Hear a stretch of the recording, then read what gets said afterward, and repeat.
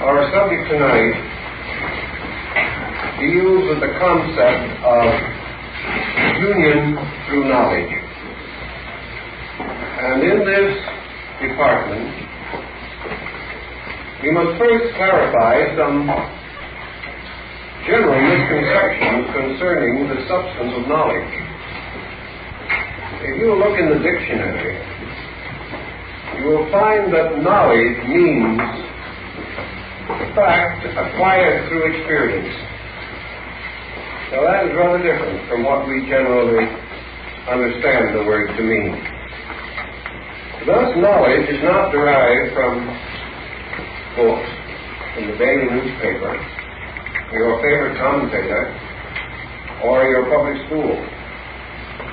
Because knowledge has to have the dimension of experience. The dictionary says so. And I rather like that particular point. Apparently, many folks have forgotten the essential meanings of words.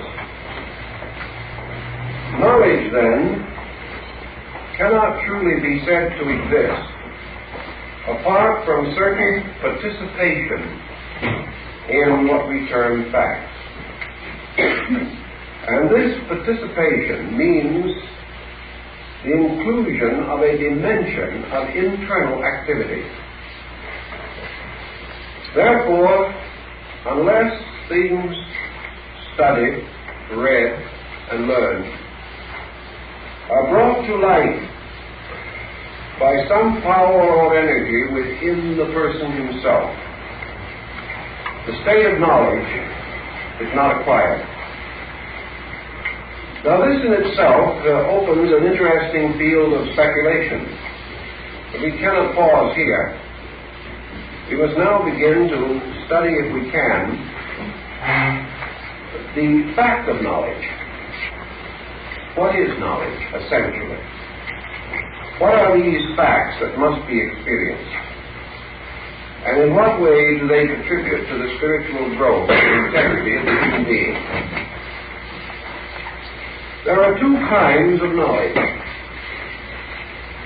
so-called. One kind of knowledge results from man's impact with his environment and the resulting inflowing of the testimonies of the sensory perceptions. There is another kind of knowledge which comes from within the person and usually must be experienced through application. Thus, there are two kinds of experience. Man's inward experience of external phenomena and man's power to externalize through experience the internal facts of his life. Thus, inner facts must be outwardly applied. Outward facts must be inwardly applied in order to complete the essential pattern of knowledge. Now, there are things which we believe that we know because we hold them firmly as conviction within consciousness. Yet these things, to be truly known, must be brought from within the life and applied to the phenomena of living. This is why so many theories, which are impractical but often delightful, continue to dominate the conduct of human beings, leading them into an illusion. Unless these inward realities are justified through application, we do not have the state of knowledge. On the other hand, unless those things which we see, the experiences which occur to us, the reports which come to our attention, the accumulated traditional heritage of learning, which is bestowed upon us, unless all of these are taken into ourselves and subjected to an alchemical transmutation within consciousness, they do not lead to a true state of knowing. Knowing, therefore, implies activity. Knowing without action can never fulfill itself. A thing known must be performed, must be done. A conviction held on the level of knowing must be applied. A code which we know to be right must be lived. The failure to transform these abstractions into practice deprives us of the experiential dimension of knowing. And this experiential part is the part which proves or disproves things held to be true. If in action, if in application, principles fail to operate, then we must assume that we are in error concerning the things which we believe.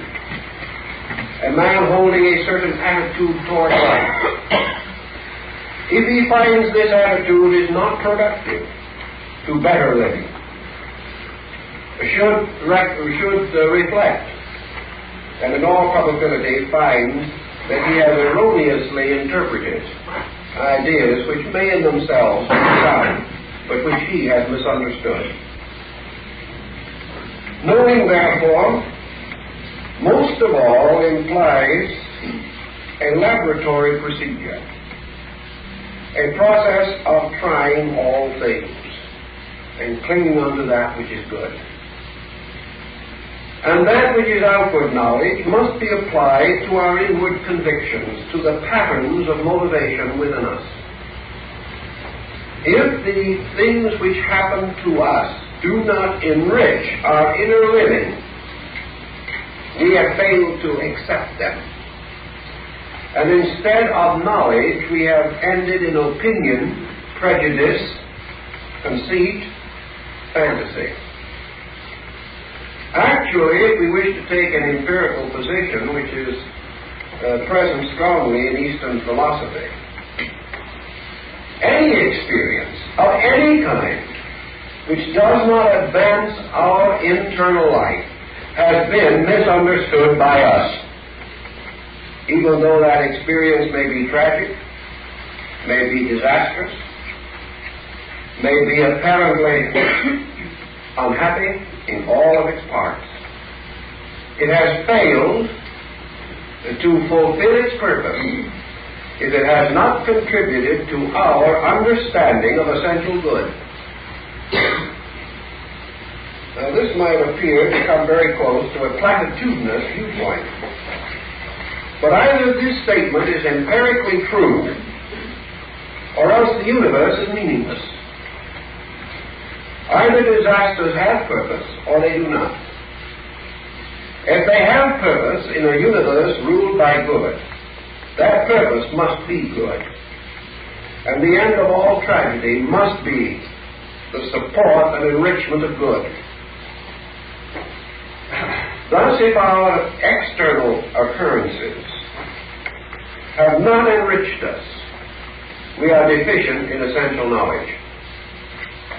If our internal attainments have not induced us to enrich our world and to profit others and to live well, then again, we have not justified the requirements of the principle of knowledge. The next thing to consider then is that knowledge per se, or in substance, in essence, in fact, implies two situations or conditions. One is the thing knowing, and the other is the thing known. Knowledge implies a knower. And knowledge consists of the enrichment of that knower, or the communication of fact to that knower. Thus, we have a twofold relation in life, which we like to term subject-object relationship. In our view of living, the knower is the subject. Knowledge is the object. The object of life, we feel, is to grow. To grow implies increase not only of form, but of knowing. Thus, in Western thinking, the knower is an accumulator. He is an existing being, a principle, a fact, a spiritual living substance, a self, capable of possessing knowledge, capable of accumulating knowledge, capable of remembering knowledge, and achieving a kind of growth through the enlargement of knowledge, so that we regard a person whose knowledge is greater as a person of larger stature and attainment. We consider, therefore, to apply the term wise to the individual is to signify attainments, and that such a person has the internal ornamentation of superior wisdom or learning. The subject-object relation is the cause of a considerable amount of philosophic debate. It brings many correlatives into action. Upon it other things depend, and it in turn depends upon interpretations of basic principles. So we assume for the moment, but we're not going to leave there, but we will assume for the moment that each of us is a knower, and that each of us desires to know. The reason for this desire may differ with each individual. Some wish to know because they desire to be better. Some wish to know because they believe it gives them an advantage over others. Some seek knowledge in order to advance their material fortunes. Others to advance their inner living. But as the old adage says, knowledge is power. And it is assumed that the knower has certain advantages over an ignorant person. Advantages relating not only to his own security as an individual, but to his sphere of influence in world affairs and over the lives of other persons. Subject-object, therefore, can be extended into many spheres of activity, but always subject-object on the level of knowledge implies that there exists a being capable of knowing, and that there exists a world of phenomena capable of being known. Now we all assume this and live without even attempting to define such a concept. We accept it.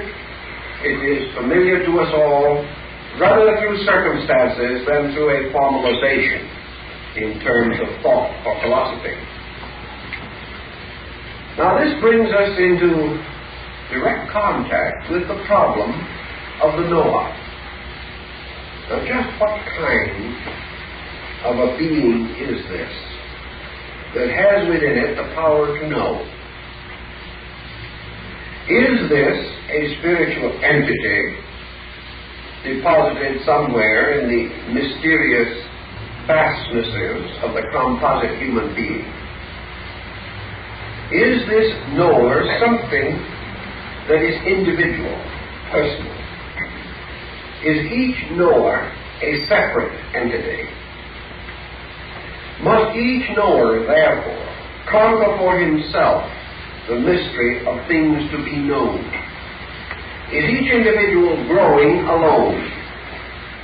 Is his struggle from beginning to end his own private battle against unknowing and toward the achievement of the state of complete knowing? If there is a knower within us, what is the substance of that knower? Is it mental? Is the mind the knower? We have come almost to consider the mind and the self as identical. And in a strange way, many of our Eastern brothers would agree with that, but not quite in the way that we would intend them to. Mind has within it what appears to be the center of intellection in the human composition. And it is believed that if consciousness has an inner vestment, a subtle body peculiarly suitable to its needs and responsive to its impulses, that this is the mind. Because we cannot conceive of a state of knowing apart from the mind and its physical instrument, the brain. We conceive knowing to arise largely from the impact of sensory perception upon the brain and its transference in or through the brain to some center of intellection. To the materialist, this center of intellection is a psychochemical process or structure within the brain itself. To the idealist, it is a separate entity, a being apart from brain and inhabiting it as a man might inhabit his house. But we do face one important consideration, that as far as human beings are concerned, man has no experience of knowledge apart from what he commonly terms the brain-mind formula or pattern. Thus he naturally and instinctively assumes that the mind is the source of his power to know, and that whatever may be the deeper implications of his consciousness, these deeper parts must depend upon the mind for testimony, and that the mind is their instrument, their peculiarly sensitized area by which they may receive phenomena, and also through which they may from within create patterns which may gradually be objectified through the mind and brain into the exterior life of the person. Thus the mind is a sort of two-way road leading both in and out, and along this road must travel those impulses which relate to internal or external knowledge. Now, is this a reasonable conclusion? Is this the true answer to the problem? What is the relation of mind to knowledge? And we come to a very basic formula, and we have evidence around us to sustain this concept. And it is to the effect that in some mysterious way, what we call the mind is insufficient for the essential purpose which we assume it was created to attain. The one thing that mind cannot give us is truth. This has been a perturbing situation from the beginning. The ordinary products of the mind we can see around us in what might be termed endless confusion. There is nothing in the world more common than mental conflict. Yet if mind has within it the power of the actual and factual possession of knowledge, then there should be an inevitable motion throughout all life, intelligent life, towards identity. If the mind had the power of rapid and immediate perception of realities, we could have very few differences, because we cannot assume that the inevitable diversity of opinion represents a diversity of fact. It cannot. In the religious world, for example, we have within the field of Christendom nearly 500 sects, each one of which feels that it possesses a peculiar authority, that its own interpretation is peculiarly correct.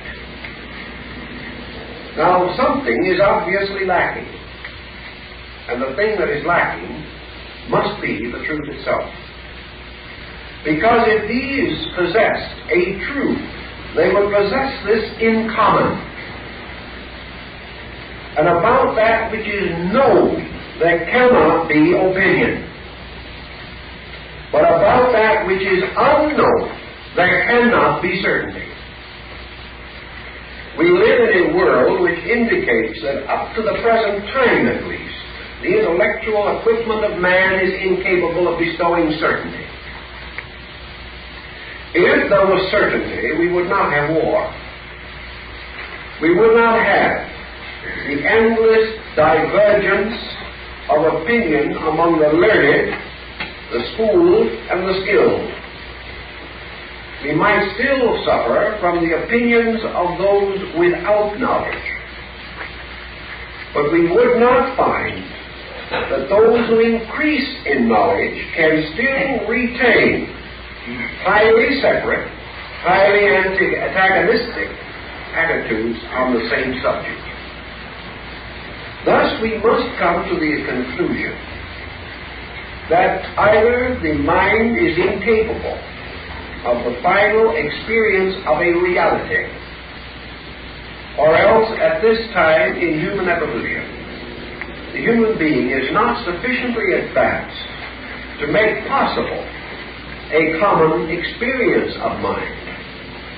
And therefore, by either definition, the mind is not immediately available for the solution of the basic problems of life.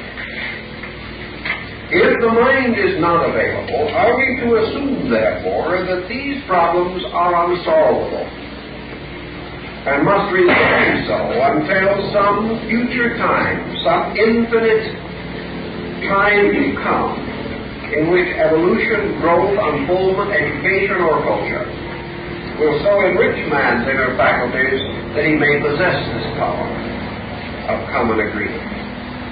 There is a tendency, but a very slow and gradual one, for agreement to arise. And the evolution of man does indicate that on certain matters he is gradually attaining a more holistic perspective. But as yet, this is far from being sufficient to his needs. Now in the West, emphasizing the Noah, we enter into an incredible cycle of individuation. We then conceive the human race to be composed of an infinite number of separate beings, each of whom must depend fundamentally and basically upon its own knowing power for its security in every department of living. We have learned that collective security does not result in individual security. We have learned that it is perfectly possible to be miserable in a prosperous and apparently harmonious environment.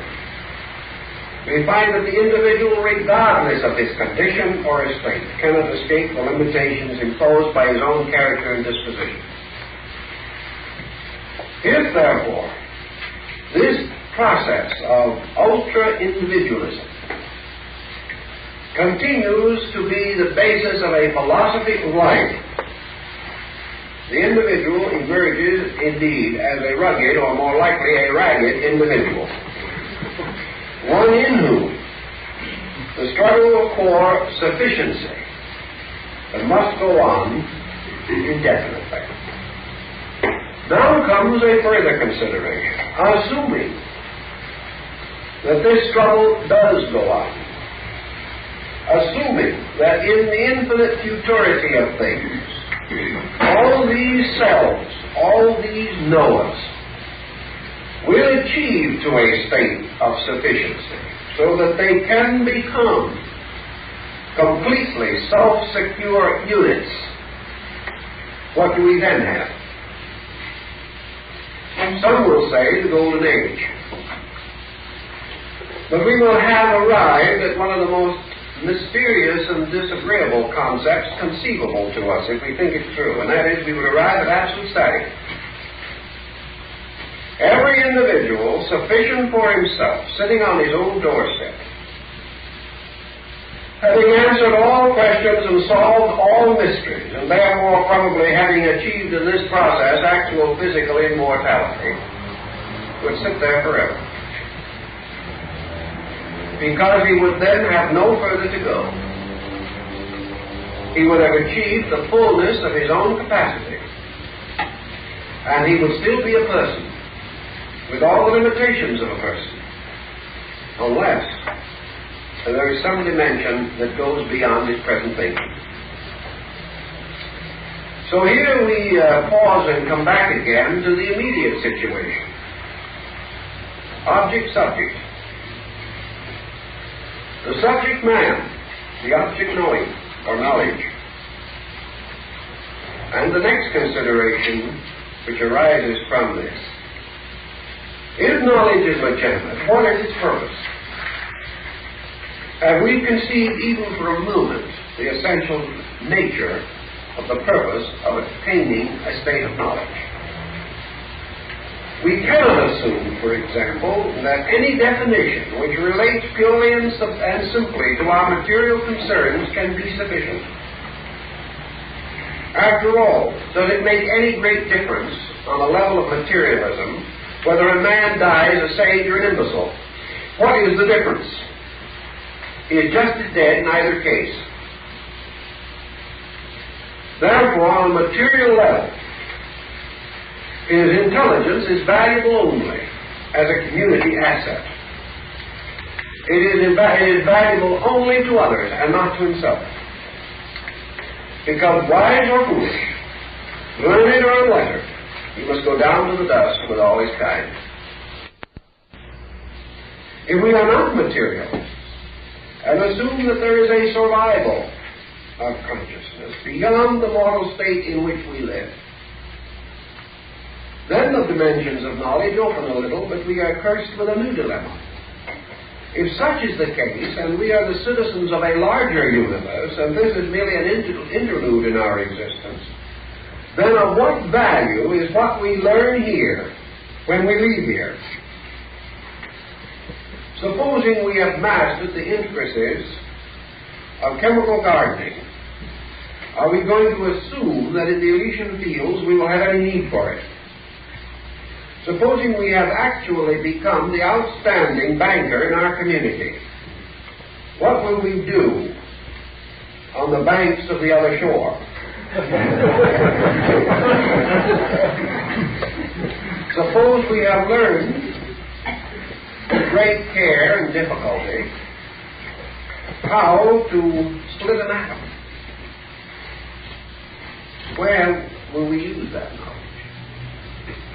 And the whole concept of knowledge, as we know it here, is limited entirely to a state in which our normal lifespan is 70 or 80 years. Now there are some, and this includes both Easterners and Westerners, who like to contemplate the doctrine of rebirth, who like to feel that there is a continuity of life not only in space but in this world, and that the individual may well use knowledge gained here at some future time. He may come back here. But assuming the present rate of progress, and assuming the philosophically accepted interval between embodiments, supposing we had died in the age of Charlemagne and had been born today, what would the knowledge and skill we had then do for us? If George Washington came back here today after an interval of only less than 200 years, what would his attainments in most departments mean to him? Assuming that which is obvious, namely that most of the things that we do today will be obsolete within a century, that most of our most boasted discoveries will be reversed in 200 years, or will be so far advanced by that time that our knowledge concerning them today would seem little more than infantile. Here again, it looks like we're wasting a great deal of time. Because if we do not do something to housing, banking, and related matters within the next couple of thousand years, by which our present standards are obsolete, we will have made very little of progress in some very important fields. So we cannot assume that the knowledge of particulars, here again through the processes of training, will be too valuable to us. And experience also seems to indicate that these very forms of knowledge must be relearned in any event upon embodiment, because we have very few instances known, if any, in which a court stenographer of the Roman Empire was born with a shorthand book in his hand this time, or with any greater facility to learn the subject than he had. So here again the problem rests. But the philosopher might go a little further. He might be hitting a little closer to the truth. He might say, yes, that is true of banking and stenography. It is true of chemistry and art and literature and music. But is it true of morality? Does the ethical standard of man survive? Is honesty going to be any different 2,000 years from now? Is integrity going to be any different? It may be applied in different ways, but is the principle of the power of the individual to weigh all things and cling unto that which is good, does that change? Is there any real difference between Greek or Roman honesty and American honesty? Is there any difference between Hindu idealism of the days of the Vedas and modern idealism? Have these changing times anything to do about man's internal capacity to adjust and therefore to survive? Let's accept that for a moment and think about it. Let us grant it. Let us grant that there may be a kind of ethical knowledge, a kind of knowledge resulting from the enrichment of character, from the enlargement of understanding, from the generosity of spirit. There's that kind of knowledge might have a survival value. It might have a survival value here. And it might have a survival value somewhere else in case man has an immortality apart from here. Assuming man's survival as a conscious being, the only things that can be valuable to him in a different state are principles within his own consciousness, which must be applicable to any state in which a reasonable creature can exist. That's a delightful thought. Then why does it happen that in the 80 or 70 years we live here, we receive every kind of knowledge except that kind of knowledge?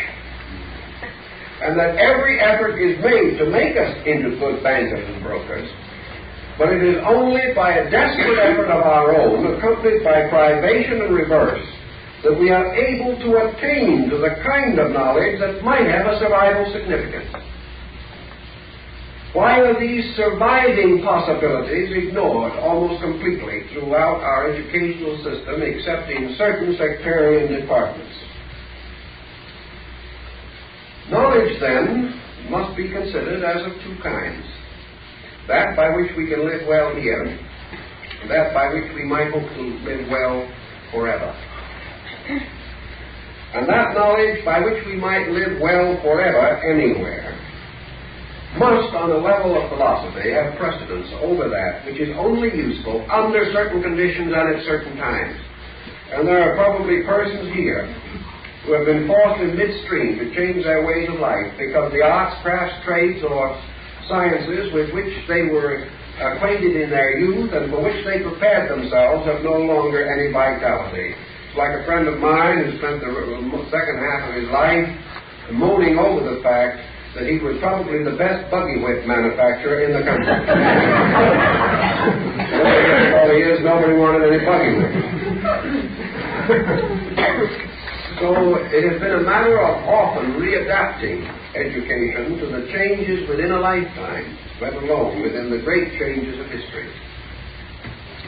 But we begin to see a residue of knowledge here that seems to have a permanent significance. And this knowledge goes deeper and deeper into ourselves and relates primarily to these great principles, which must have validity wherever beings with a consciousness such as our own have an existence. If this consciousness does not exist, or does not survive, then there is no validity to any point in this argument. But if it does survive, and does have an existence, and the individual continues, there is one thing reasonably evident, that if he exists at all, he must get along with himself. We do not know who else he may have to get along with, but if he survives, he must get along with himself. And up to now, that has been one of the most difficult programs that the human being has been faced by, because everything that we learn teaches us to get along with someone else. Not that we do that very well in most cases. That is where the training is emphasized. The object-subject problem carries us a little further. Subject, as Noah, must confront a tremendous mystery, and must sometimes contemplate the incredible panorama of that which must be known. We think that some humans are rather smart, but actually in the presence of the unknown we are all fools together. With all the attainments that we have made, we have not even lifted the fringe of the unknown. And as we proceed further, we come nearer and nearer to bewilderment, because the vastness of the universal plan is simply beyond our comprehension as beings. Even if we continue for countless aeons of constant and industrious discovery, we would still be faced by the unknown. And we would come nearer and nearer to the realization that there is a mysterious dark wall that divides the known from the unknown. And any subject on the level of the objective which we follow long enough and trace carefully enough goes slowly towards this dark wall and disappears. The noumenal side of existence, the source of things, the causes for things, and the reasons for things, are never immediately available to us. We may observe manifestations, but the nature of the manifesting power is eternally elusive. We have no ability. We can divide matter until matter disappears. And yet when it has disappeared, nothing has been lost except our ability to find it. So we are constantly in the presence of effects which, as we trace them to their causes, seem to disappear and leave not a rack behind. Yet these causes and these causes alone are solutional in the level of knowledge. For without the knowledge of cause, all men are ignorant. Now then, can the knower know cause? That's a very large question. And upon that, we must pause for a moment to consider the relation of the knower to cause. Assuming cause as a supreme fact, and assuming cause to possess within itself the potential of all effect, we must come to the conclusion that if there is anything in the universe that knows all, that thing must be totality itself. Nothing else can. No part can never know all. Therefore, if there is an all-knowing resident in existence anywhere, that all-knowing reposes in the all-being. And from that all-knowing and that all-being must proceed those things which can be known. and which in themselves possess quality and dimension. If, therefore, there is a plan, and this creation is the unfoldment of that plan, then the only power or being possessing the full and complete knowledge of the plan is the planner itself. The parts can never know, because no part can ever know more than itself. Because the moment it retires to the source of its own existence and becomes identical with self-knowledge, it has reached the termination of its own identity.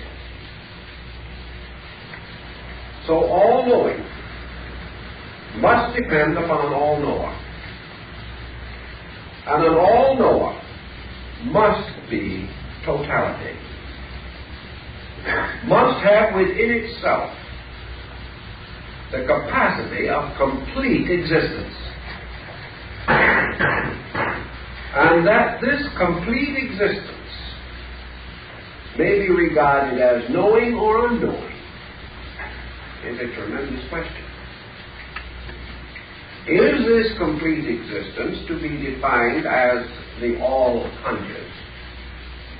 Or is it to be defined as the unconscious? In other words, does the root of existence so completely transcend knowing that totality is superior to knowing, therefore has an existence apart from knowing, and consequently, whatever its state may be, it is remote even from knowing? Man creates the term unconscious to describe the root of his own or the collective consciousness. But whether he is using this term to mean that which is unconscious or that of which he is unconscious is another large question. Like the small boy who took the attitude, I don't see it, therefore it isn't. Is this term really indicative of anything known, or is it merely indicative of our own desperate effort to define an abstraction?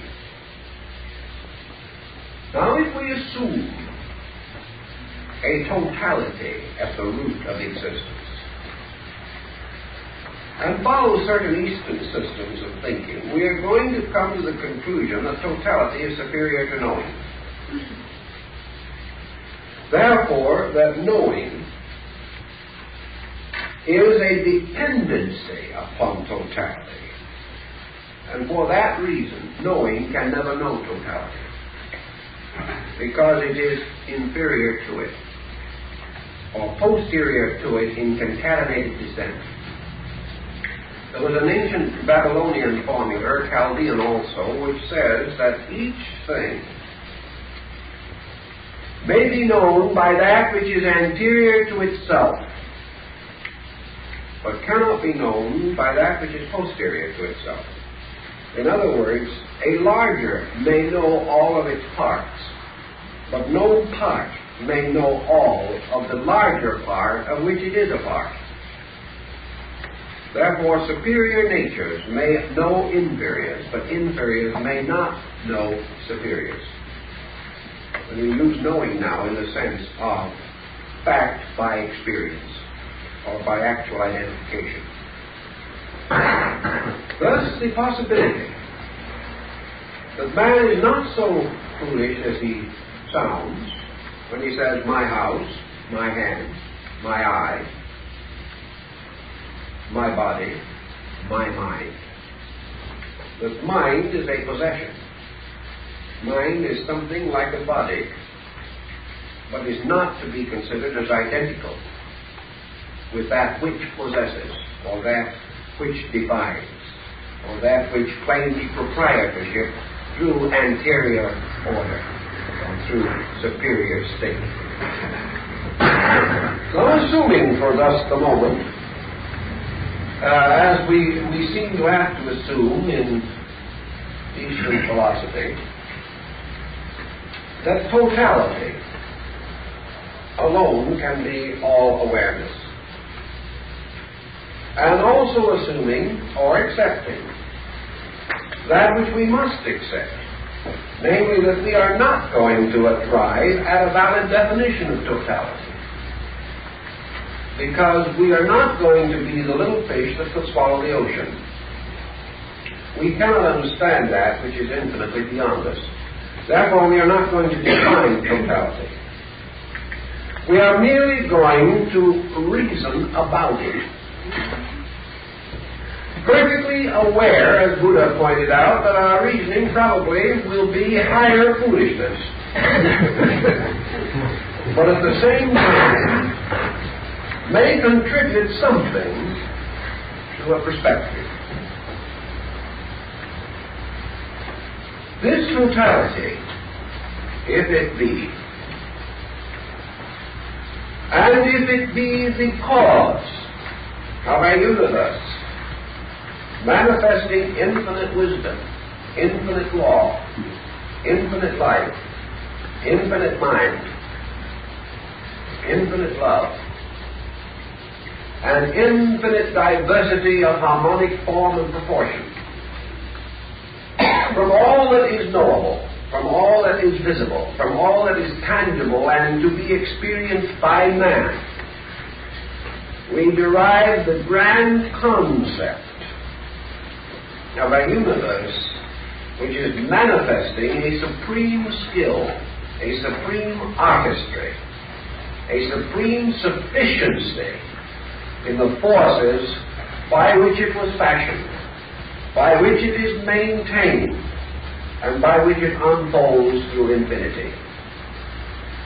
Thus, while we cannot define the nature of this infinite, we can become negatively conscious that some of its attributes are in themselves so sublime, so completely sufficient, so transcendent in the manifestations of their power, their integrity, and their validity, that we cannot but assume that the source of these things must in itself be a summation of the known and the unknown in terms of an infinite splendor. Thus, by negative approach, we come to the conclusion that totality is deficient in nothing. That is, to use the Pythagorean term, that it is superabundant in all things. That it is the eternal fountain from which flows everything conceivable. And all of these outpourings, themselves orderly, complete, systematic, sufficient, glorious, beautiful, and good. If this be true, which our limited perspective seems to imply, then we can apperceive but dimly, but still we can sense the infinite, limitless power at the root of existence, and have certain confidence, certain assurance that the cause is no less than its effect, and that as we see but part of the effect and are overwhelmed thereby, that the totality must be inconceivable. Now, with this situation rather firmly set in our minds, the knower discovers that it may possess knowledge of things less than itself, but it cannot possess knowledge of that which is greater than itself. It can orient its own place in a pattern of parts, but it cannot experience the wholeness of these parts, because it is not all of them. Therefore, as it exists in part, therefore it must think in part, reason in part, hope in part and believe in part. This means, as the Chaldeans so wonderfully explained it, that man may possess inferiors, but that forever and eternally superiors possess him. And this is an interesting consideration. The dog may own his own fleas, but the man owns the dog, and the dog will never own his master. Therefore, in marriage, the human being may own his house, and may try to own his relatives. He may attempt to own his business, but he can never own his world. And this is true both of his inner world and his outer world. And those who have tried to conquer the world have found to their grief that the only thing that man who wants the earth will ever get will be the 6 feet of it that fall in his grave. Now, if we think in these terms, let's see what this implies. Let's think through this thought for a moment. A man may know that which is inferior to himself, but must only be known by that which is superior to himself.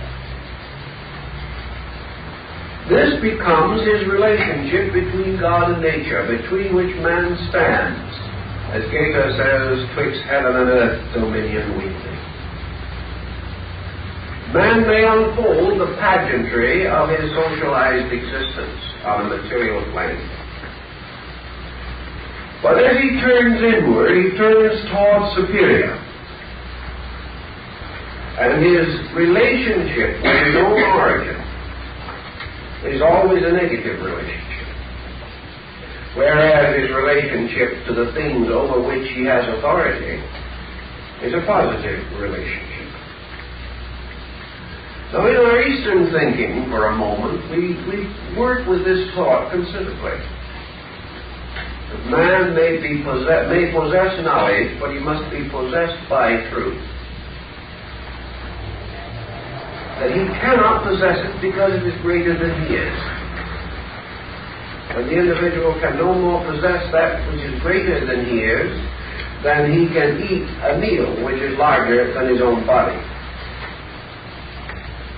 He must, therefore, in his relationship to superiors and inferiors, recognize that his approach to superiors is through the gradual development of receptive powers, whereas his relation to exteriors is justified and maintained through the gradual development of objective, aggressive powers. Man can never be aggressive toward the infinite. He can never take the kingdom of heaven by storm.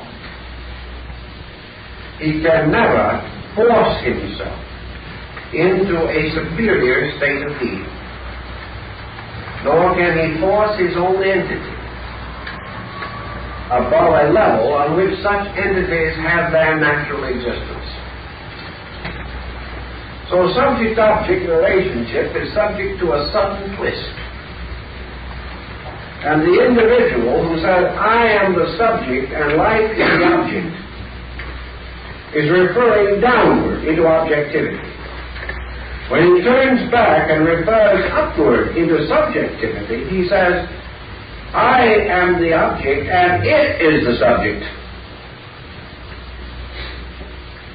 In other words, the knower, subjectively, is not himself, because he is one of the things that the knower can know, but he can never know the knower. Thus his relationship is turned, and instead of being positive to an environment that is negative, he suddenly finds that he is negative to an environment that is positive. His spiritual salvation, therefore, depends upon the fact that he is known not the fact that he knows. This is the root of mysticism. Because mysticism is man entering into a receptive relationship to superiors. Now, we do not mean by receptive negative. We do not mean that the individual gradually becomes a non-entity. But we do mean a disciplined receptivity. Now, a disciplined receptivity depends on something, and here's where your disciplines in this yoga become important. You've all known people who were being forever moved by some quaint impulses from within themselves. These impulses have led them from one infirmity to another. They have also perhaps developed spiritistic tendencies and are being controlled by anything from a pendulum to a Ouija board. These individuals are receptive enough to please anyone, but they are not receptive in the philosophical sense of the word. They are just plain negative. They have chosen to permit themselves to become a vacuum, and as a result have gradually accumulated the trash that was floating around in space. This does not mean the things that we intend to imply. The individual passing along his way of life moves from one level to another. It would be inconceivable that a child who is 2 years old could enter into a state of divine expectancy, close his eyes, and become 18 years old. We would be very, very much upset if anything like that occurred. Because before he can be 18, he must be 17, 16, 15, 14, and so on, year by year. Before internally he can gradually ascend to a condition superior to his present state, he must fulfill his present state and not avoid it or evade it or believe that he can. He does not, therefore, fulfill the requirements of a disciplined existence by reverting to a primitive state. We might almost say that there is here the difference between childishness and childlikeness, which is a great difference. Small people are childish. Great sages are often childlike in their simplicity, their humility, their gentleness.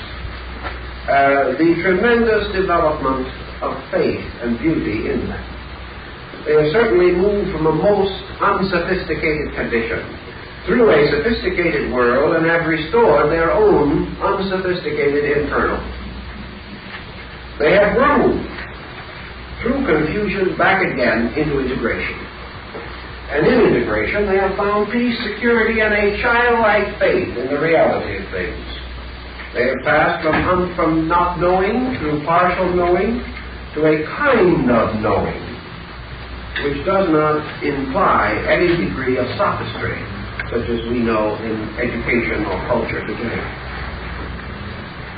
So that the disciplines involved are that the individual shall grow, shall form out of his objective life the pedestal for his subjective life. And that for him, while he is in this world, or while he is part of this cycle of existences, cannot safely proceed to the most sacred laws and practices until he has fulfilled. He must fulfill the law and the prophets and not destroy them.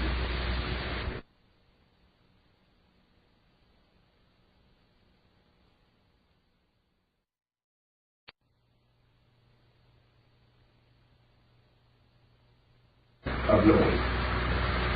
But it does so in a manner that leaves no weakness or insecurity, and also by discipline relieves the human being of one intensely dangerous reflex, and that is fantasy.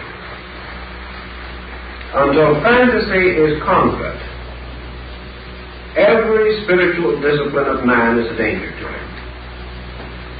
Inasmuch as fantasy can and usually is mistaken for an advanced state of knowing. Fantasy exists as long as the various departments of man's personality are undeveloped. As long as the human being is selfish, he can fall into fantasy and does. As long as he is egocentric, he is suffering not only from hallucination, but the danger of many errors and many phantoms arising in his experience.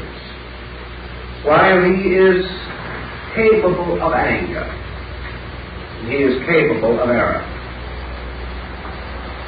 The moment the individual finds that he has reached the extremity of his own temperance, he has reached the circumference of his own safety. That is terribly, terribly important. Man living from within himself and planning and preparing for a superior kind of existence reminds me a little bit of the writings of the French transcendentalist Elvis Lévy. This priest, who took the Kabbalistic name of Lévy, said that the astral light, which is so important in certain mystical things, is a beautiful garden of wonderful flowers, each one with a poisonous serpent twisted around the stem. This is the fool's paradise, and the only paradise the fool can ever inhabit. It is the paradise of wishing. It is the paradise of mystery and imagining. It is the paradise of fantasy. It is where the individual finds it possible to validate anything he hopes for, wishes for, or believes in. But every wish, every hope turns upon him, and he discovers that its beauty conceals a poison. So, the development of consciousness requires and demands discipline. And the purpose of Jnana Yoga is to achieve this integrity and security in relation to knowing. It is the individual coming finally to the experience that his own belief that he knows is the great illusion which he faces. And that as long as that illusion remains, he is insecure. And that as long as he believes that with his own egocentric, polarized entity, he is capable of the ultimate attainment of knowledge, he is also going to fall under the fantasy that he today and at this hour knows more than he does. That everything that we do is moved largely from opinion, and that opinion is the falsest form of foundation. But before then, he can go on to the disciplines which may lead to the higher phases of his subject. He must free himself from the illusion of false knowledge, and the illusion that knowledge can be possessed by him. This is a long road, and what we call learning is the gradual discovery that we do not know. Now, in line with the thought that we had last week, friends have suggested that about this time in the talk, we give everybody a 5-minute stretch. How many folks could think that's a good idea? All right, let's have a 5-minute stretch and then go on. Everybody can get out.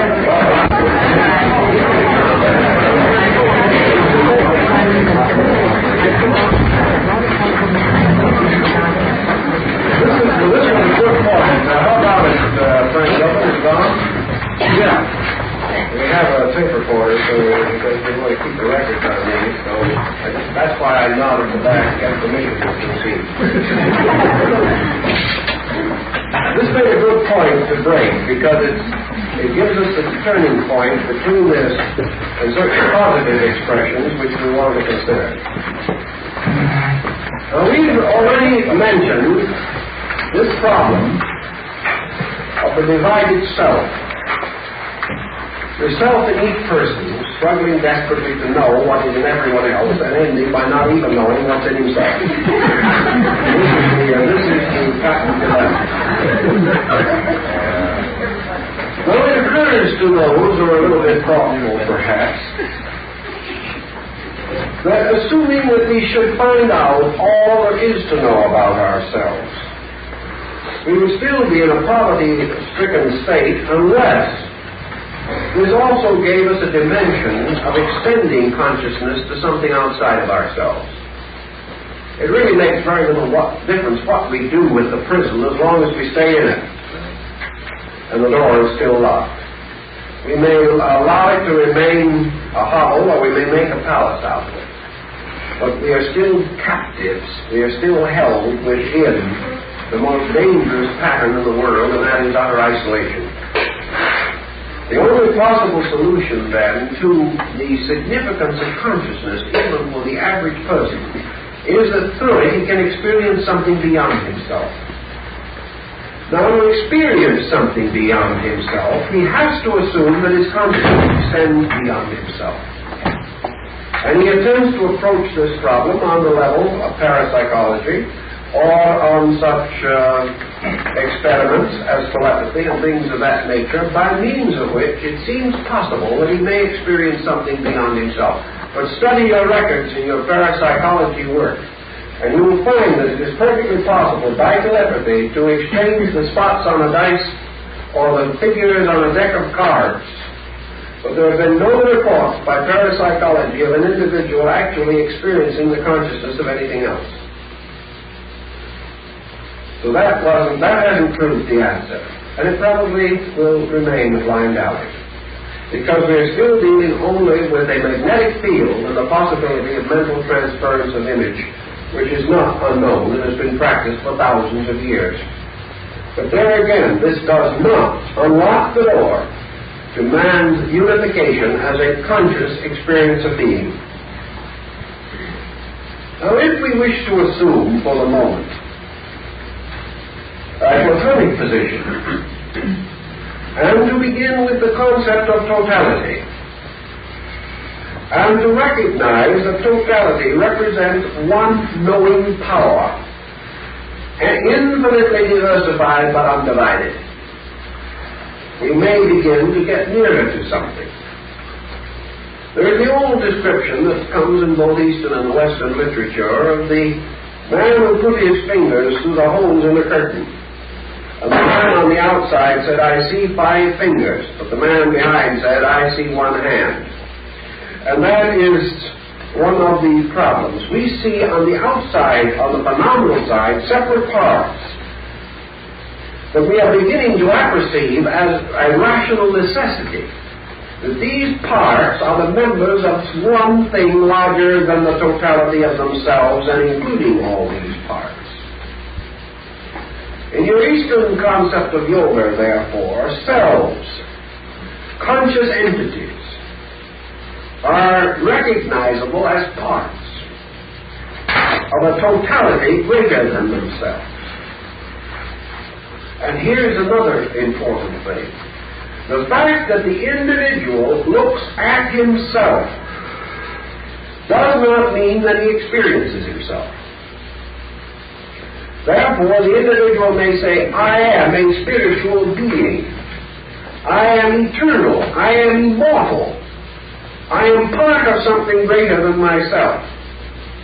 But still, because of the position which he takes in actually making these statements, he cannot experience the thing he states. He's blocked by the fact that these are the phenomenal observations of his own unit of intelligence. Consequently, he is not experiencing these things. He is merely affirming them intellectually. He can say, I am part of God, but that does not convey to him the experience of God. Nor does it convey to him the actual proof of the statement that he himself has made. It is an affirmation, not a realization, not an inner experience of being. Beginning consequently with the concept of totality and moving downward, we come to the basic problem of what constitutes the essential nature of totality. And here, as I have said, we are merely using words. We do not know whereof we speak. But we have certain internal apperception of some phase, some fringe of what we mean. There is something there, whether we're able to integrate it in our own idea or not. And the thing that we intuitively or inspirationally know or believe with great conviction and intensity is that this totality consists of the absolute unity, not only of things visible, but of principles invisible, of energies, of qualities, of emotions, of thoughts, of ideals, of dreams, of aspirations, of every conceivable and inconceivable function of this mysterious and elusive thing called consciousness. Therefore, essentially, this totality represents more than what we would term cosmic consciousness, more than what we would call the infinite or the absolute in our religious theological understanding of such terms, more than the term God as we use it in a sectarian way. It represents something which transcends even the concept of being as creature or as a separate and recognizable entity. It is no longer God sitting up somewhere. It is no longer law moving from some radiant center. It is no longer a spiritual sun shining in a celestial firmament. It is beyond all of these things. And we conceive of it as boundless, definitionless, limitless, and all-pervading, all-diffusing allness, deficient in nothing conceivable to creatures. This in itself then becomes, to a strange way, or in a strange way, a vast ocean, an incredible space sea. In the Old Testament, in the old Jewish writings, in Genesis, it is said that the waters which were above the firmament were divided from the waters which are beneath the firmament. And the waters above the firmament were called in the old rabbinical law the Shemayim. And this was the infinite, all-permeating sea of life. It was everything. It was the infinite spirit matter, the infinite space-time, the infinite life substance, the infinite consciousness intellect, and yet infinite, boundless, and thereby by definitionless. For that which is not with definition of form or kind cannot be defined by thought or word. It is therefore an all-permeating, all-pervading totality of life. So what would be said, what could we say concerning the mood of this? How is it to be experienced? Totally experienced, we probably do not know. Because even the greatest mystic, even the greatest saint and sage in his samadhi or in his trance, the greatest mystic in his apatheistic ecstasy, cannot be said with certainty to have experienced the totality of it. He has come so close to something that he has been overwhelmed by it. But he cannot be said to have permeated to its core or to its infinite completeness. He has touched it, and already he is consumed. He has never known, as far as we can conceive, the totality of this thing. Because with the equipment and the power that we have, even the breath of it is almost more than we can conceive. Yet this totality, this infinite and complete unity of all objectivity and subjectivity, of all content and capacity, this thing which Böhme calls bis and abyss, nothing and all, time and eternity, this tremendousness of reality must also be conceived as this complete all-fullness of the thing which we term consciousness. But here again we are using a very definite term wrongly, because it is a diffusion of eternal reality rather than an awareness of something. And this diffusion of eternal self-knowing reality has been represented by an incredible symbolic deity, forever in a state of meditation upon itself, and forever releasing creation internally through an experience of will and yoga. Something by which existence comes into being within it by its will, by its own nature. And it remains forever in meditation. And its meditation is creation. And existence is a mood of this eternal existence itself. And theoretically, in the old sacred books, we are told that if the meditating being arouses itself, then creation is dissipated, because it exists only as the dream within the eternity of the eternal dreamer. It is something that is a little too elusive for us, especially in the West. It gets to be too subjective for us to be able to follow it adequately. Now, there's one more quality of this we must mention, however, and that is, to use a phrase used by Gabriel Watts,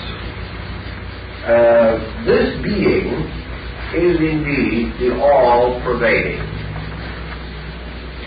It is something which is neither here nor there, but is everywhere, always.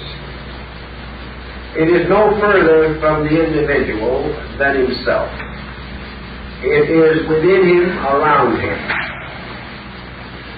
And so he likes to think when he says, I am here and I am surrounded by these qualities, or I am permeated by them. The sea rises and falls in relation to me, flowing through me. Actually, this is not quite the correct perspective. What really happens is that this is forever there and here. And it is this in which we live and move and have our existence. And it is the reality and we are the dream. There was an old Chinese book I found at one time that pointed out that when the gods created man, they gouged holes in space, and that these holes have been walking around ever since. Man is the vacuum, and space is the infinite fullness. And man is the vacuum because he has closed his consciousness to the light of which he is a part. He has shut out the infinite, and therefore is alone in it. But while this might be crude also, there is a philosophic point here for the thoughtful. Thus, actually and factually, time and infinity occupy the same place at the same time. Man and the infinite are in eternal identification with each other as far as displacement is concerned. That which separates the finite from the infinite is not distance, but qualitative interval.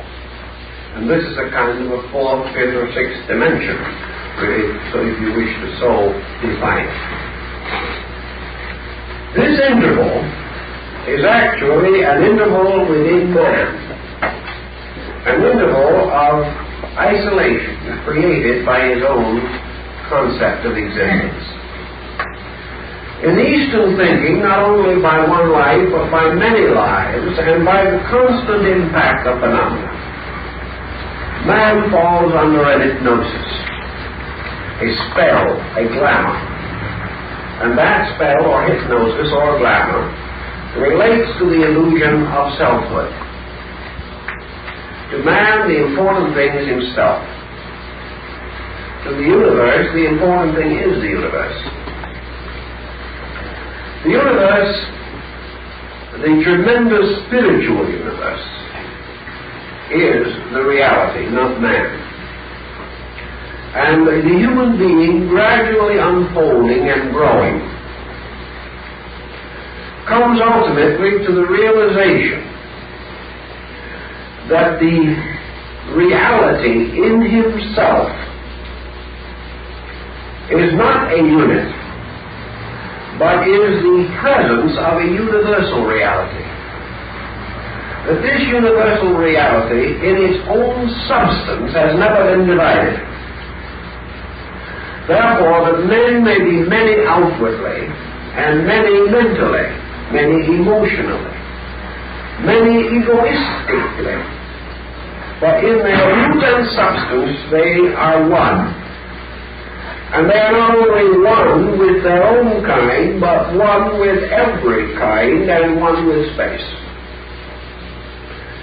That if we can, theoretically, penetrate deeply enough into the person, we move backward through personality to individuality to universality. Thus, that as our objectivity reveals us as many, our subjectivity leads us ultimately, inevitably, to the fact of unity. That this unity is not the ability of the individual to understand his friend alone. This unity is the individual's inevitable participation in the state of allness.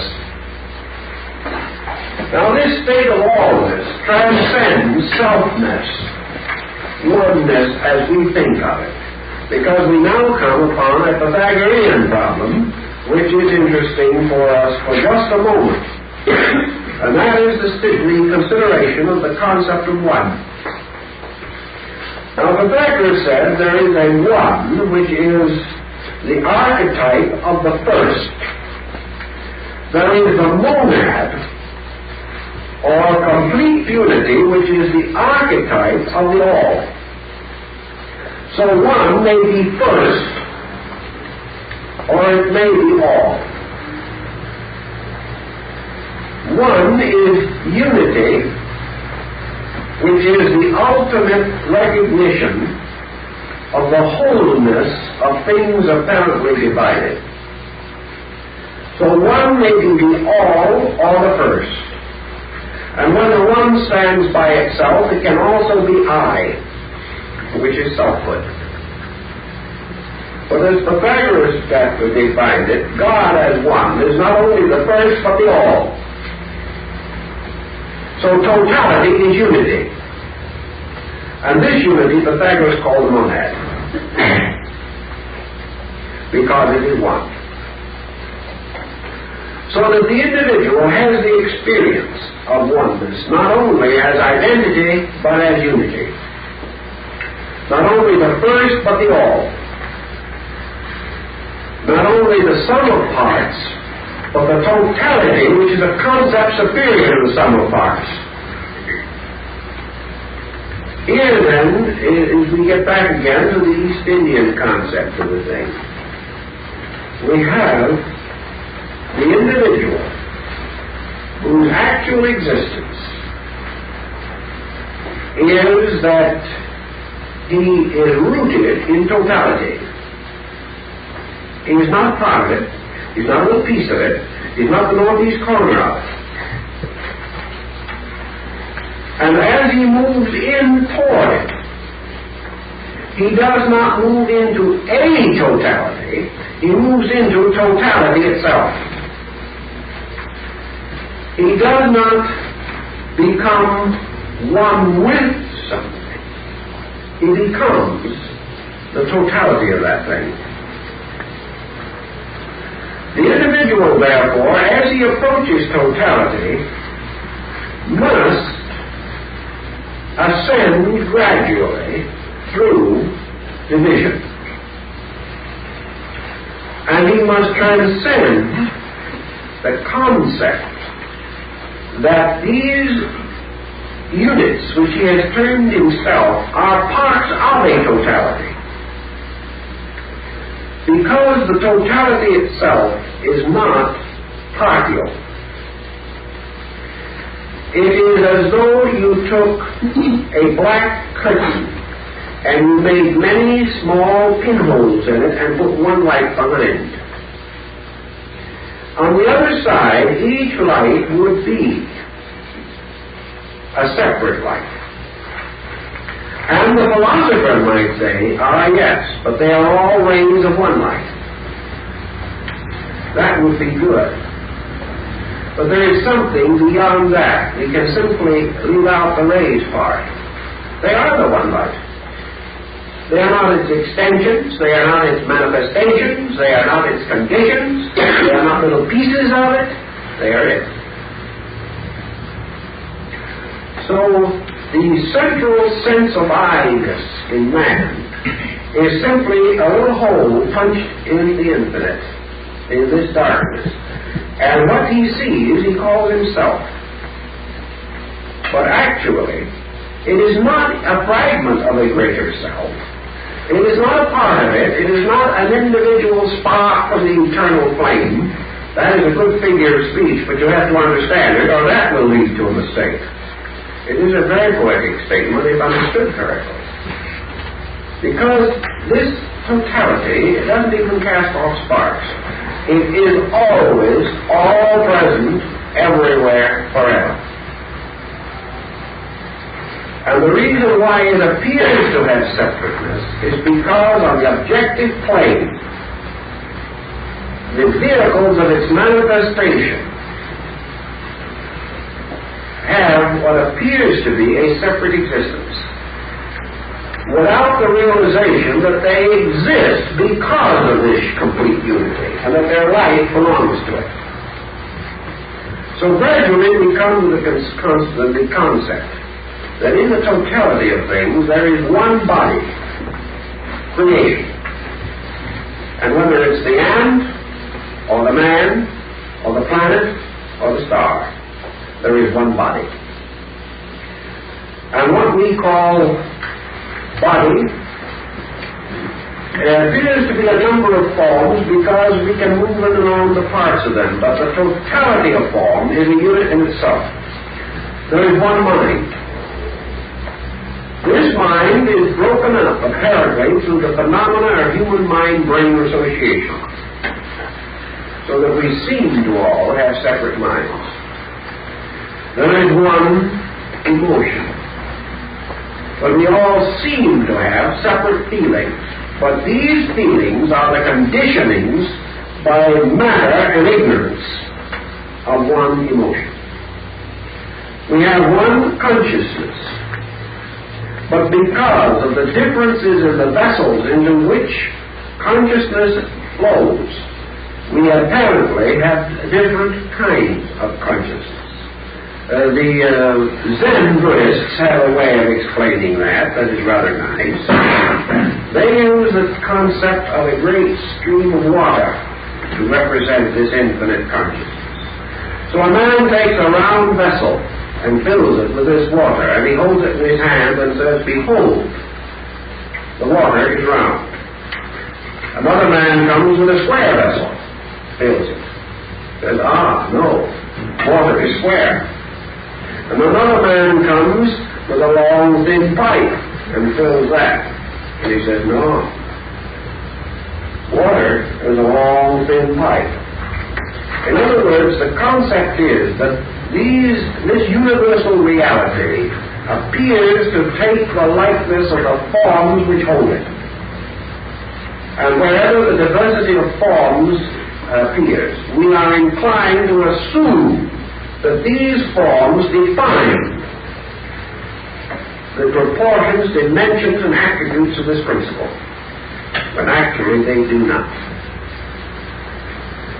The motion of this principle causes it therefore to be susceptible of being described as an insect, as a bird, as a blade of grass. But none of these descriptions define that principle itself.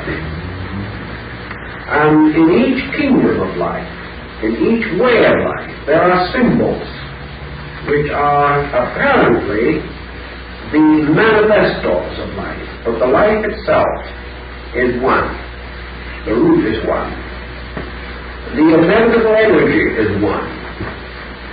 And this energy, differentiating on levels of consciousness, intelligence, force, represents first unities of these things within its own sovereignty. Being it all. The totality of consciousness is a manifestation of being. The totality of intelligence, or mind, intellect, is a manifestation of being. The totality of force is a manifestation of being. Consciousness, intelligence, and force are a triune aspect of being, the base of an infinite diversity of trinities and triads and Trinitarian doctrines of all kinds. But these three themselves, consciousness, intelligence, and force, are again merely appearances, forms, modifications of that which is all of them and is itself also totality, continuum. So in its pure totality, being is the absolute, indivisible completeness, deficient in nothing that is required or possible in an infinite manifestation of its own nature. Man, going into himself then, has to move inevitably as an experience of consciousness, backward or inward, toward source. This is his only hope. The only way home is back into source. If he continues to go out objectively into phenomena, he can go out to the furthest reaches of space, but he will still be imprisoned, because he can never escape by extending himself on a level. And on the level of matter, he can go to the end of time, but he will never escape matter. Therefore, he will never find reality. He must recognize that the ladder of faculties and powers which he has within himself must be climbed by himself toward his own source. And that the only way out of ignorance is toward reality. And the only place that reality is accessible to the individual immediately is through the release of his own internals, his own internal powers. Here is his immediate participation in the infinite. Through discipline, therefore, he is taught to overcome one by one the negatives, by means of which he is held to a state of maya or illusion. He is taught to discriminate values, first on very simple levels. He is taught to choose more wisely his interests and activities. He is instructed in penetrating by degrees the illusion of phenomena, which is the illusion of separateness. He is taught that every time that he discovers a common ground He has made a symbolical approach to truth. But wherever he overcomes a prejudice, he has stated a reality. Wherever he has removed conflict between himself and another person, he has stated a reality. Wherever he has synthesized diversified knowledge within his own nature, has found common denominators for ideas and opinions variously held. Wherever he has found a link between his own profession and the work of another man, wherever he has found a common ground between the contentions of one creed and the pretensions of another, wherever he has gradually gained the skill to experience unities, where previously he beheld only diversities, to this degree he begins a gradual series of affirmations by action, statements by conduct, moved by conviction, toward realities. Wherever, for any reason, he divides things now united, he is adding to the illusion. So knowledge has as its primary purpose in him, its daily purpose, the overcoming of ignorance. And the overcoming of ignorance is essentially the overcoming of diversity. Diversity, the recognition of the so-called reality of divided parts, is ignorance.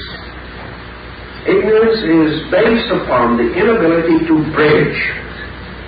The ignorant man lacks bridges between himself and life, between himself and others, between himself and the prevailing opinions, knowledge, doctrines, ideas, beliefs of his time.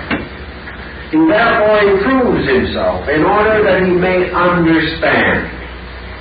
And understanding is again an experience of unity, often through sympathy. Understanding, knowledge, then, has as its internal primary, its great purpose, this demonstration of identities,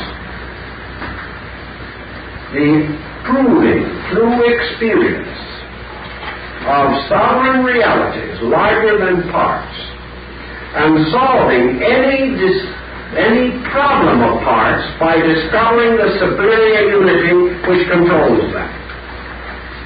A man studies an art or science.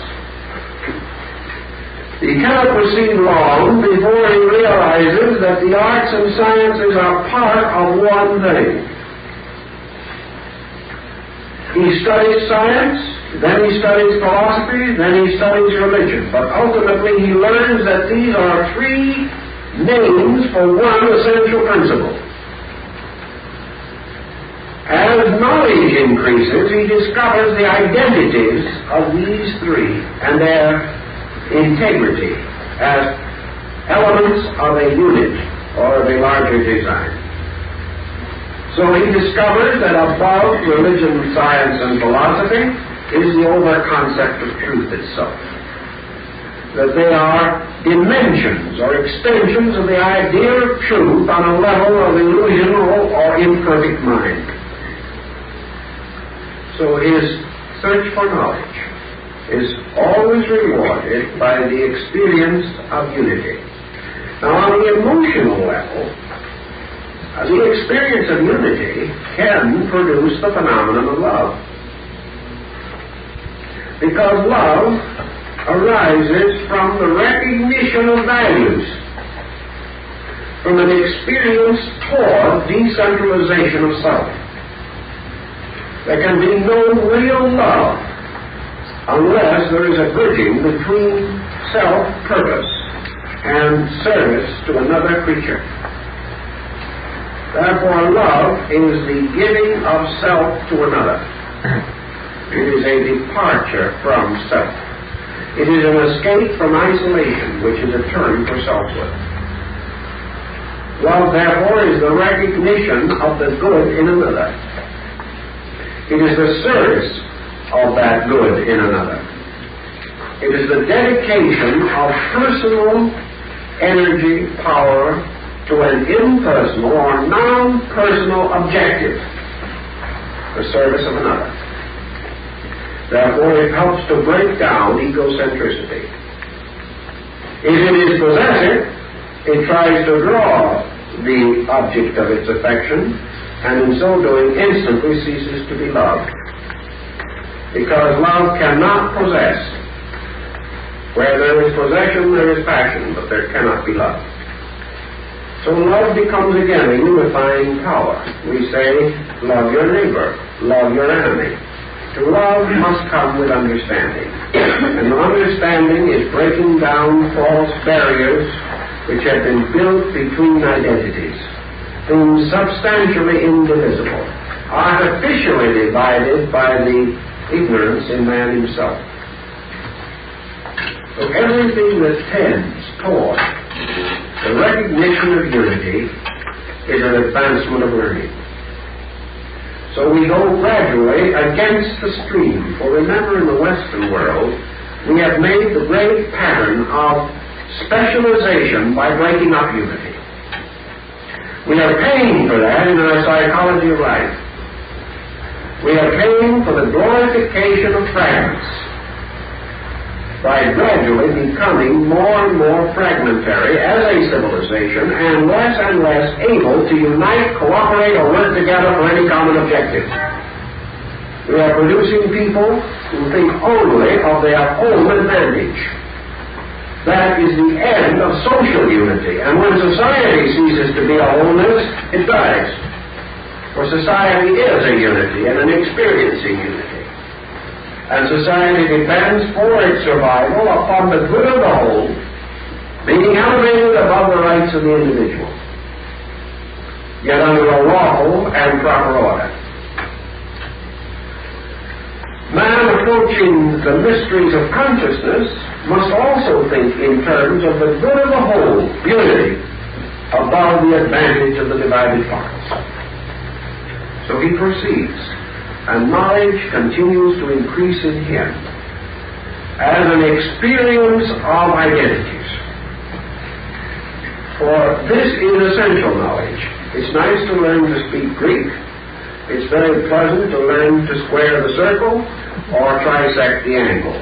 But essential knowledge is the constant pushing toward the recognition of unity. That is essential knowledge. On any and all levels, it causes the individual to ascend to the experience of a totality of some kind. And every totality is a miniature of the universal one. Every totality is a symbol of infinite unity. So that which lives in the approach to totality is living perpetually in a state of worship. Whereas that which lives in a sense of fragmentation is living perpetually in a state of blasphemy, in the discrediting of the divine power, the perverting of its agencies, the misuse of its principles. Knowledge, then, is always moving toward this unity. Not on an intellectual level, but gradually on an experiential level. The individual is learning to become aware of unity. Is becoming, therefore, aware of something which has an existence.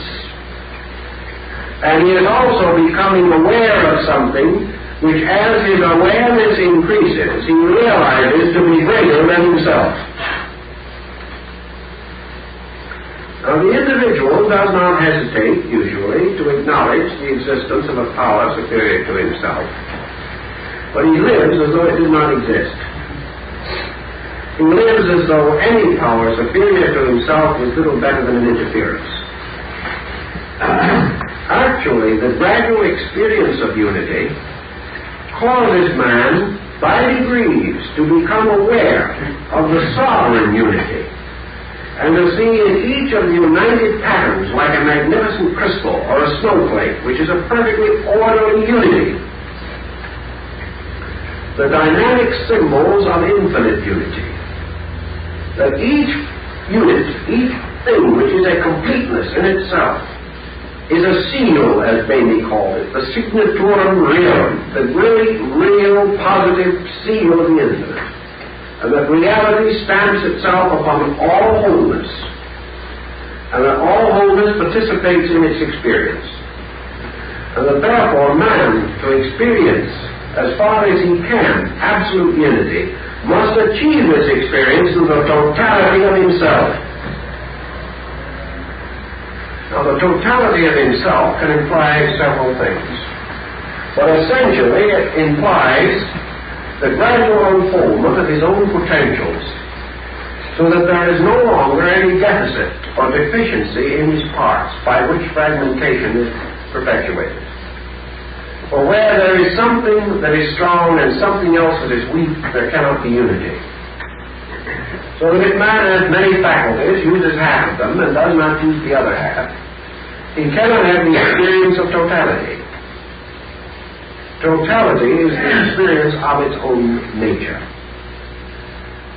And when the individual, through the extension of his knowledge, through the gradual ascent of his consciousness, gradually eliminates the error from the compound, he finally arrives at the summit of his own potential. And in ascending that summit and reaching that summit, which is also the end of knowledge, he finds that the only thing that remains now as an illusion is himself as the observer of all other things. That between him and the infinite, there remains only his own determination to see or examine the infinite and to know it. And that as long as this interval remains, he is not in a state of identity. Therefore, the yogas lead to the gradual diminution of this sense of the subject-object. And the individual, having achieved gradually nearer and nearer to unity, discovers on a vast scale that which he experiences first on a simple and human scale. We say in daily living that the happy man is the one who forgets himself. That is also true of the great achievement of yoga. The sublime man, the illumined man, the individual capable of the infinite experience of illumination and identification, is the person who has forgotten himself. And in having forgotten himself, has become susceptible of or capable of the infinite experience of being. So as self-forgetfulness turns us from our small sorrows to more useful living, so the supreme act of self-forgetfulness makes available to man the complete re-identification of himself with undivided being. Now, the individual says, I dive into the ocean and I am lost. We do not know that that is so. We know, however, that the individual approaches an undefinable state of absolute transcendency. That he finds all attributes as he knows them, as he knew them, ceases. But with this also comes an incredible sense of infinite security. It comes a complete and total acceptance of totality. And something that we cannot understand until through growth and experience we have come nearer to it. And that is that the individual who gives up himself for reality has given up nothing. Because he had nothing to give up in the first place. But he had a long time trying to do it. And that therefore, at the end, instead of being a little self absorbed in the sea, he is actually the dreamer who has awakened. The only trouble is, he has no concept of what that waking state is. The only thing that he can conceive of is that he has passed from a state of seeming to a state of being. And because everything that he knows and thinks about has been part of a dream, he is afraid to awake. And because he has no concept of what lies beyond, he considers that waking is annihilation. But there is no evidence that such is the case. For waking is total experience of consciousness. And the individual who joins this consciousness and becomes aware of and immediately diffused in totality lies not at unconsciousness but all consciousness. And in all consciousness the individual becomes not a God but God. Therefore becomes identical with the infinite life, wisdom, love, law. And as this moves all things and is the root of all consciousness, it cannot be said to be oblivion.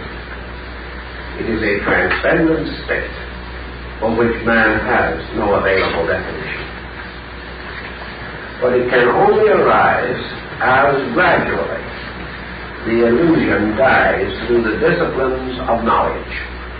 And through knowledge, man comes finally to know that which is desirable. And in achieving this end, he gathers the resources of his nature for the final decision to awaken. And this final decision brings him into something not knowable by knowledge, but which he could not attain without the experience of knowledge to lead him, guide him, direct him, and in various ways protect him from the illusions and the compounding illusions which come in man's questing. So this, in substance, is all we can do tonight, for the time is up. And we'll have to save the further consideration of this and other problems for a discussion on life.